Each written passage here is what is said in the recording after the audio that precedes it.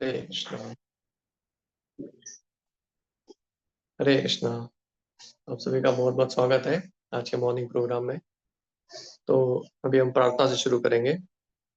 ओम अज्ञानतिमिरन्धस्य ज्ञानाञ्जनशलाकया चक्षुरुन्मिलितं येन तस्मै श्रीगुरवे नमः। श्रीचैतन्यमनोभीष्टं स्थापितं येन भूतले स्वयं रूप कदा मह्यं ददाति स्वपदान्तिकम्। नमो ओम विष्णुपादाय कृष्णप्रेष्ठाय भूतले श्रीमते भक्तिवेदांत स्वामिनिति नामिने। नमस्ते सारस्वते देवे गौरवाणी प्रचारिणे निर्विशेष शून्यवादी पाश्चात्य देश तारिणे। नमो महावदन्याय कृष्ण प्रेम प्रदायते कृष्णाय कृष्ण चैतन्य नामिने गौरविषे नमः। वाञ्छाकल्पतरुभ्यश्च कृपा सिन्धुभ्येव च पतितानां पावनेभ्यो वैष्णवेभ्यो नमो नमः।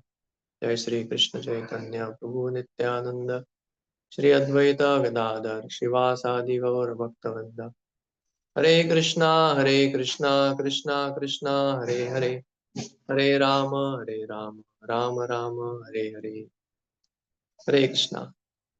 तो आज हम थोड़ा माया के बारे में समझने का प्रयास करेंगे।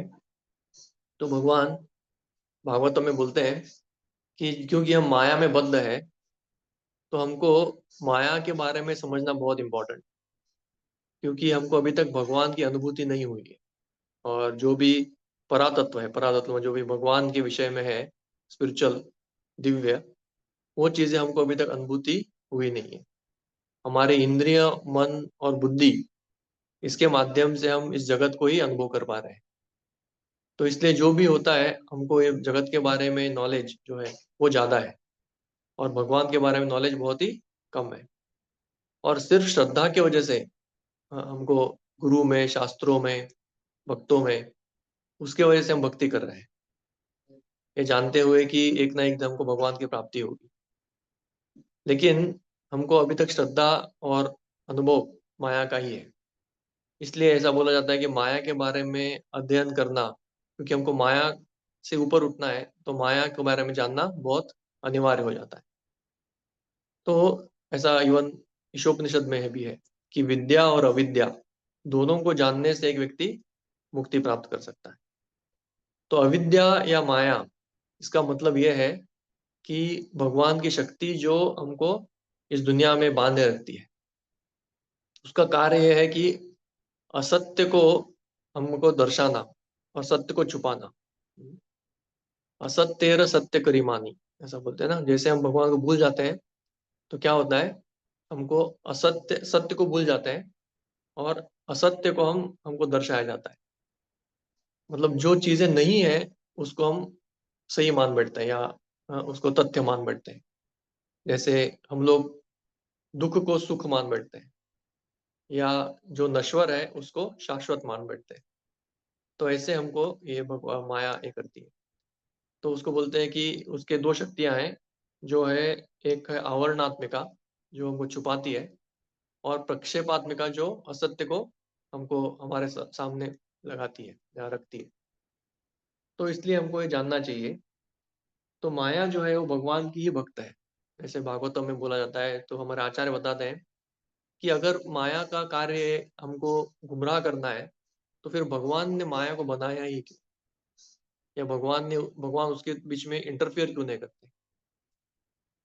तो इसके बारे में हमारे आचार्य बताते हैं कि क्योंकि माया जो है वो भगवान की ही कार्य कर रही है, एक चीज, और दूसरा वो भलाई का काम कर रही है, जो अच्छे के लिए काम कर रही है। जैसे पुलिस डिपार्टमेंट या कोर्ट, उसमें कभी गवर्नमेंट इंटरफेयर नहीं करता, क्योंकि वो भी अच्छा कार्य कर रहा है। और कभी कभी तो अच्छे पुलिस ऑफिसर को मेडल भी दिया जाता है। तो उसी तरह से माया का कार्य जो है वो है गुमराह करने वाला, लेकिन उसका, उसके पीछे उद्देश्य है, और वो सही कार्य कर रही है, इसलिए भगवान उसको कभी बीच में टोकते नहीं है। और कभी कभी हमको प्रश्न उठ सकता है, भगवान ऑल पावरफुल है, पूर्ण शक्तिशाली है, और उसी तरह से वो अनलिमिटेडली मर्सीफुल भी है, बहुत कृपालु भी है। तो कृपालु होने के बाद भी क्यों वो भगवान हमको ये माया में डालते हैं? तो इसका ऐसा उत्तर है कि भगवान कृपालु है और उन्होंने हमको माया से बाहर उठने का भी तरीका दिया हुआ है। तो चॉइस हमारे पास दिया हुआ है, क्योंकि भगवान पूर्ण सत्य होने के कारण उनमें सब कुछ इनकंसेवेबल चीजें कंसेवेबल हो जाती है, कंसेवेबल नहीं, सिंथेसाइज हो जाती है। मतलब उनके वो सबसे महान, मतलब बहुत बड़े भी है और सूक्ष्म भी है, छोटे से छोटे भी है। उसी तरह से वो एब्सोल्यूट, या वो क्या बोलते हैं उसको, परम सत्य है, और उसके साथ रिलेटिव ट्रुथ भी वही है। उसी के साथ वो बंधन भी है और मोक्ष भी है। तो भगवान में सभी गुण एक साथ पाए जाते हैं। तो भगवान ने दोनों चॉइस हमारे सामने रखा हुआ है, और हमको वो क्या करते हैं, हमको इस माया से बाहर उठने का भी हमको पूरा रास्ता बनाया हुआ है, वेदों के माध्यम से, आचार्यों के माध्यम से, इस तरह से। और उन्होंने गारंटी भी दिया है कि कोई भी व्यक्ति मेरा आश्रय लेगा वो तुरंत माया से मुक्त हो जाएगा। दैवी एष गुणमयी मम माया दुरत्तया माम एव ये प्रपद्यन्ते माया मेता तरन्ति ते।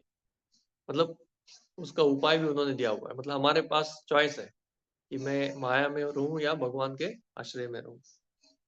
और उसी के साथ भगवान क्या बोलते हैं कि एक बार अगर कोई मेरा शरण ले लेता है तो वो वापस माया में गिरता नहीं है। तो भगवान के भक्त माया से इम्यून है। माया उनके उनको कुछ नहीं कर सकती। जैसे ही भगवान का शरण लिया जाता है तो फिर माया का प्रभाव पूर्ण रूप से नाश हो जाता है, वो पूर्ण रूप से मुक्त हो जाता है। तो और एक चीज प्रश्न उठ सकता है कि भगवान माया को बनाए हैं, ठीक है, बद्ध जीवों के लिए, लेकिन वो जीव जो अभी भगवान के पास जाना चाहते हैं उनके लिए भगवान फिर भी माया का प्रभाव क्यों रखते हैं? करेक्ट। अभी जैसे बहुत सारे डिवोटीज है, तो उन्होंने माया भगवान को चूज चुन लिया है, नहीं फिर भी माया का प्रभाव है, प्रलोभन है, शारीरिक पीड़ा है, इल्यूजन है, मोह है, ये सब कुछ है, अटैचमेंट्स है। तो फिर भी इतने तकलीफ क्यों दे रहे हैं? हाँ? तो तुरंत क्यों निकलने जाता वो सब? तो इसके लिए बहुत सुंदर उत्तर दिया जाता है, ये हमारे लिए बहुत इंपॉर्टेंट है समझना कि भगवान क्या बोलते हैं कपिल मुनि की शिक्षा में, सताम प्रसंगात मम वीर संवितो भवन्ति हृत्कर्ण रसायनात् कथा तज्जोशनात् आशु अपवर्ग वर्तमनि श्रद्धा रतिर भक्ति अनुक्रमिष्यति। तो उसमें बोलते हैं कि भगवान का जो कृष्ण कथा है, भगवान का जो कथा है वो रसायन की तरह काम करता है। रसायन मतलब टॉनिक। हम सब टॉनिक जानते हैं, हेल्थ टॉनिक और बॉडी बिल्डिंग टॉनिक। और टॉनिक से क्या होता है, रसायन से क्या होता है, हमारा जो डिजीज है, हमारा जो व्याधि है, वो पूर्ण रूप से चला जाता है। और अनुक्रमिष्यति, स्टेप बाय स्टेप वो व्यक्ति वो अनुभव भी कर सकता है। तो जो भी व्यक्ति ये टॉनिक लेगा वो अनिवार्य रूप से ठीक हो जाएगा, उसके कोई डाउट नहीं है। लेकिन एक गलती हो सकता है कि हम सही तरह से टॉनिक न लें, वो एक गलती हमारे से हो सकता है, लेकिन टॉनिक लेने वाले को ये अफेक्ट श्योर होगा, उसमें कोई डाउट नहीं है। तो वो वापस हेल्दी कंडीशन में आ जाएगा और फिर से वो भगवान का सेवक के रूप में पुनः स्थापित हो जाएगा। लेकिन और भी बहुत इंपॉर्टेंट चीज है कि माया एक साधक को क्यों तकलीफ देती है। क्योंकि भगवान का धाम जो है उधर सिर्फ परफेक्ट लिविंग बीइंग रहते हैं, जिनमें कोई भी अहंकार नहीं है और पूर्ण रूप से वो भगवान का सेवक बन चुके हैं। और भगवान उधर बहुत ही आराम से अपना लीलाएं करते हैं और पूर्ण रूप से भगवान का ही उधर राज्य चलता है। लेकिन अगर कोई व्यक्ति अनक्वालिफाइड है, अभी भी उसको भगवान के प्रति प्रेम नहीं है, किसी भी व्यक्ति से द्वेष है, इंडिपेंडेंट मेंटालिटी है, तो ऐसे व्यक्ति को भगवत धाम जाना असंभव है। तो माया इतना परफेक्ट कार्य ये करती है, इतना परफेक्ट करती है कि कोई भी व्यक्ति 100% शुद्ध हुए बिना ऊपर नहीं जा सकता, भगवत धाम नहीं जा सकता। तो ये हम लोगों को बहुत ध्यान रखना चाहिए। हम लोग 50% या इवन 30% ठीक होके वो नहीं होने वाला। जब तक 100% हम लोग भगवान का भक्त नहीं बनेंगे तब तक हम लोग भगवत धाम नहीं जा सकते। तो हमारे आचार्य बताते हैं कि ये जो स्ट्रिंजेंट लॉज है भगवान के, वो क्या करते हैं, भगवत धाम को हम जैसे जो क्या बोलते हैं उसको, रिबेलियस सोल्स, विमुख आत्मा है, उससे बचाती है। तो माया हमसे भगवत धाम को उससे हमेशा दूर रखती है हमको। तो वो एक कार्य है उसका। और दूसरा है, माया हमको जब ये देती है, कष्ट देती है, तो हमको फोर्स करती है कि हम रिफ्लेक्टिव बने, हम विचारवान बने। नहीं तो बहुत बार हम क्या करते हैं, भक्ति ऐसे ही करते रहते हैं, और कभी प्रश्न ही नहीं आता कि मैं सही कर रहा हूँ, क्या गलत कर रहा हूँ, क्या गलती कर रहा हूँ। कभी कभी हम लोग अपराध करते रहते हैं, और हम समझते हैं कि नहीं, मैं सब कुछ समझ गया, अभी मुझे और किसी का गाइडेंस नहीं चाहिए, मुझे अभी किसी और का बुद्धि नहीं चाहिए, मैं बहुत बुद्धिमान हूँ। तो एक चीज समझना चाहिए, जो व्यक्ति अपने आप को बहुत बुद्धिमान समझता है, उसको माया कभी भी छोड़ेगी नहीं। वो इंश्योर करेगी, वो गारंटी देखेगी कि ये नम्र बन ही जाए। और जब तक नम्र नहीं बनेगा तब तक वो ऊपर नहीं जा सकता। इतना हमें वो शक्ति नहीं है भगवत धाम जाने का, लेकिन नम्र बन के ही छोड़ेगी, बना के छोड़ेगी। तो एक तो हम रिफ्लेक्टिव बनेंगे, अटेंटिव बनेंगे, भगवान के जो भक्ति है उसमें बहुत सतर्क बनेंगे हम लोग। तो इसलिए हमको माया बंधन में रखी रहती है, जब तक हम लोग अटेंटिव, रिफ्लेक्टिव, और हम लोग इधर बोलते हैं कि इंसाइटफुल। इंसाइटफुल मतलब बहुत साक्षात्कार मिलेंगे हमको। तो ये जो है, ये हम नेगेटिवली नहीं लेना चाहिए माया को। एक्चुअली जो बहुत बुद्धिमान व्यक्ति है, ऐसा बोला जाता है, वो माया को और माया के कष्ट जो मिलते हैं उसको बहुत पॉजिटिवली लेते हैं। इसके वजह से वो बहुत जल्दी भगवत धाम चले जाते हैं। जैसे हम कुंती महारानी का प्रार्थना जानते हैं, वो बोलते हैं कि और कष्ट चाहिए मुझे, और मतलब जब तक विपदा संतुता शाश्वत। उसी से ब्रह्मा जी बोलते हैं कि तक्ते अनुकंपा सुषमीक्ष मानो, भगवान ये कष्ट जो है आपका अनुकंपा है। तो एक व्यक्ति जब ये अनुकंपा के रूप में लेता है और उसके अनुरूप वो रिफॉर्म होता है, वो कष्ट की वजह से वो बहुत गहराई से सोचता है, मैं कष्ट में क्यों हूँ, क्योंकि भगवान को तो कष्ट नहीं देना है मुझे, ना ही मुझे कष्ट में रहना है, ना ही एक्चुअली माया को भी हमको कष्ट में नहीं रखना है। तो कोई और चीज है जो हम कष्ट में रख रहा है, मेरे में कुछ तो कमी है। और क्या होता है, ये माया के ऑब्स्टेकल की वजह से, माया जैसे हमको ऑब्स्टेकल्स देती है, हमें अच्छे गुण अपने आप आने पड़ते हैं, मतलब लाने पड़ते हैं उसको फोर्सफुली। जैसे समझो हमको बहुत एरोगेंस है, हमको बहुत कठोरता है, या हृदय में कंपैशन नहीं है, और मन कुछ भी बोल देते हैं हम किसी को भी बिना सोचे समझे। तो माया हमको क्या करेगी, हमको अ, रुचि तो नहीं आएगा भक्ति करने में, उसी के साथ साथ भौतिक कष्ट भी आएंगे। तो हमको सोचना पड़ेगा कि अरे ये क्यों मुझे कष्ट आ रहा है, क्योंकि भक्ति करने से तो सब कर्म निकल जाते हैं, बहुत हम लोग बहुत शांत हो जाते हैं, सभी कर्मों के कष्ट निकल जाते हैं।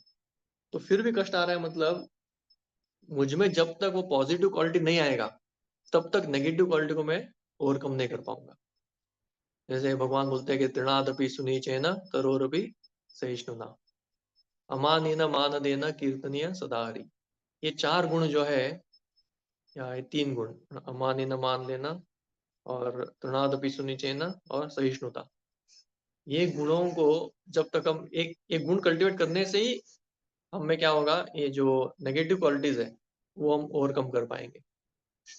तो तब तक माया रुकी रहेगी, तब तक वो राह देखेगी कि हाँ ये अभी कब ठीक होगा, ये कब उसके बारे में सोचेगा, कब ये बहुत विचारवान होगा, अपना इंडिपेंडेंस कब छोड़ेगा, ये गुरु का आश्रय कब लेगा, शास्त्रों को कब पढ़ेगा। तो एक बोलना चाहते हैं इधर आचार्य हमको कि इसमें शॉर्टकट नहीं है, हम लोग बहुत सालों तक रुक सकते हैं। इसको ही एक तरह का ब्लाइंड फेथ बोला जाता है। ब्लाइंड फेथ मतलब क्या, मैं भक्ति करता रहूंगा मरते दम तक तो मैं भगवत धाम चला जाऊँ। नहीं, ये ऐसा जरूरी नहीं है। हो सकता है हमको और एक लाइफ लेना पड़े, तीन लाइफ लेना पड़े। जब तक हम ये पॉजिटिव क्वालिटीज को कल्टीवेट नहीं करेंगे तब तक माया हमको छोड़ने नहीं वाले। मतलब शॉर्टकट नहीं है इधर। ऑफकोर्स भगवान कृपा है, लेकिन कृपा प्राप्त करने के लिए भी हमको ये सभी चीजें अनिवार्य है, क्योंकि हम अपना इंडिपेंडेंस नहीं छोड़ रहे ना। तो जब तक हम अपना इंडिपेंडेंस नहीं छोड़ेंगे, सर्वधर्मान परित्यज्य, अपना खुद के जो धारणाएं, जब तक हम परित्यज्य तब तक हम छोड़ेंगे नहीं, तब तक फिर हमको भगवान भी कृपा कैसे देंगे। वो बोलेंगे तुम भी नहीं चाहते हो कृपा मेरा, तो ऐसा हो जाता है। तो ये जो माया का ये है, एक्चुअली टाइम समाप्त हो रहा है। इसको और भी कंटिन्यू किया जा सकता है, काफी चीजें हैं बात करने के लिए। तो इसके 3 ये है पॉइंट्स है माया के।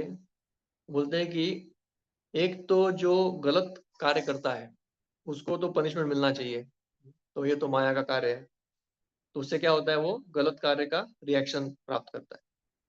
दूसरा कार्य है कि जो भी व्यक्ति, उसको पता है कि जब तक मेरे ऊपर कोई शासन कर रहा है तब तक मैं सही रहूंगा, इसलिए बुरे आत्माएं डर के गलत काम नहीं करते। हम भी बहुत बार माया को डर के गलत काम नहीं करते, उनको पता है कि रिएक्शन आ जाएगा। ये सेकंड कार्य है, सो दैट जो आत्माएं है वो दूर रहे गलत कार्य से। और तीसरा चीज है, एक व्यक्ति विचारवान बन के सोल्यूशन ढूंढे। तो मुझे बार बार ये नहीं करना है, पुनरपि मरणम पुनरपि जन्मम पुनरपि जननी जठरे शयनम। तो इसका उपाय क्या है, मैं कैसे इससे हमेशा के लिए छुटकारा पा लूं। तो ये उपाय प्राप्त करना जो है, ये माया का उद्देश्य है। तो फिर भी एक व्यक्ति बोल सकता है कि भगवान फिर इतना क्यों, वो तो ठीक है क्रूएल नहीं है, उपाय रखा है और कुछ पॉजिटिव चीज जानते हैं चाहते हैं हमसे।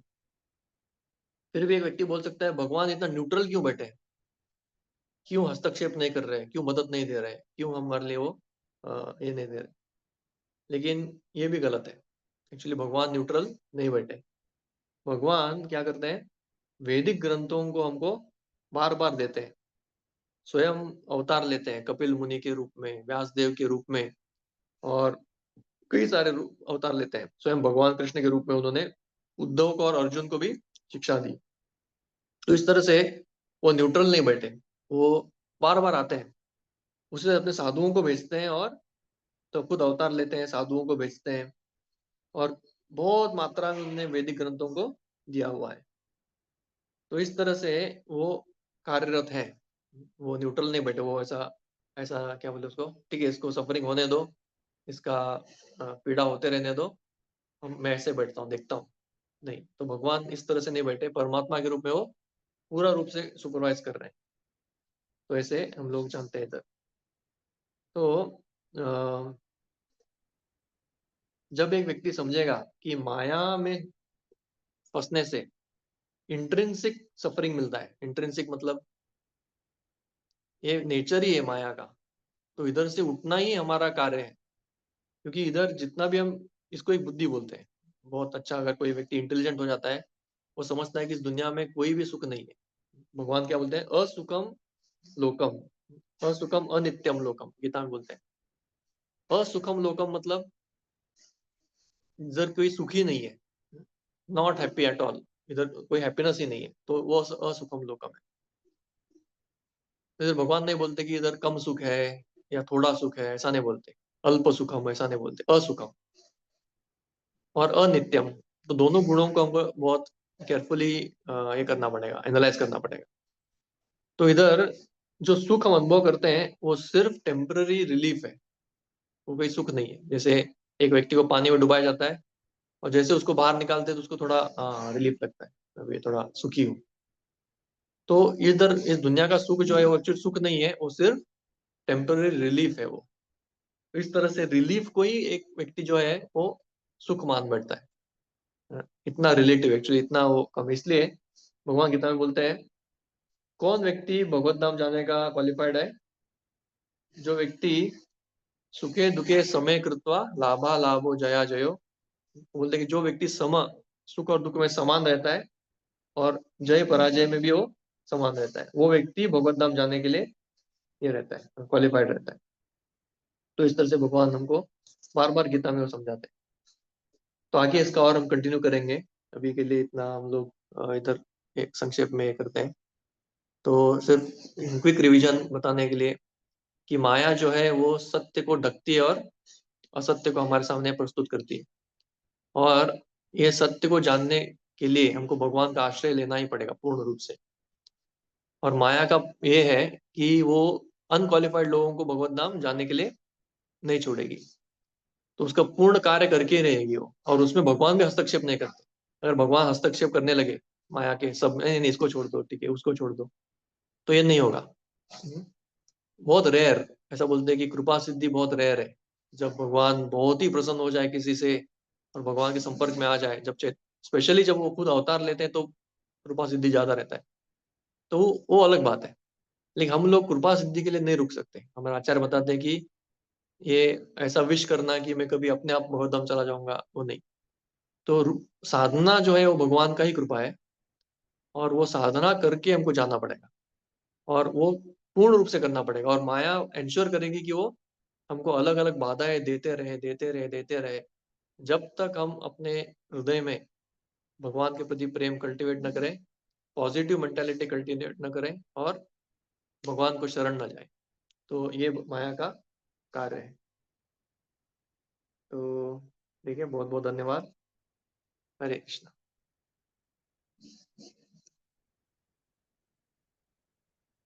ओके।